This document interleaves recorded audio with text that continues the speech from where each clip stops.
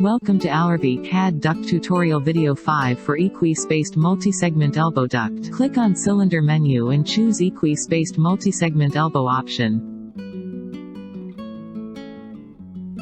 The default parameter values are fixed in the parameter UI of the Equispaced Multisegment Elbow Duct, which can be modified by the user. Other unfold options such as unfold reference, K-factor, ripping edge angle, ripping sequence, number of bend lines and unfold are available for the user.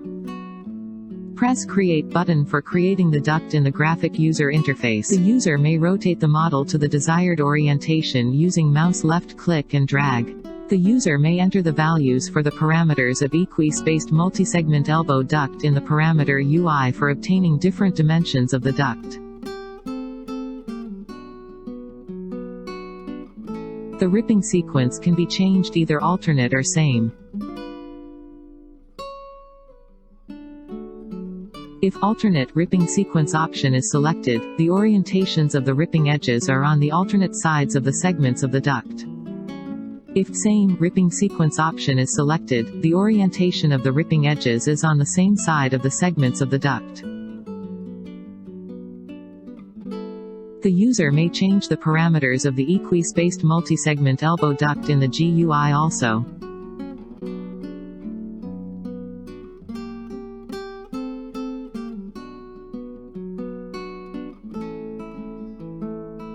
The output step files of the 3D model of the duct are generated using Save Step option. For obtaining the DXF file of the unfold profile, Save DXF option is available. The user can obtain the GLTF file format by using the Save As option.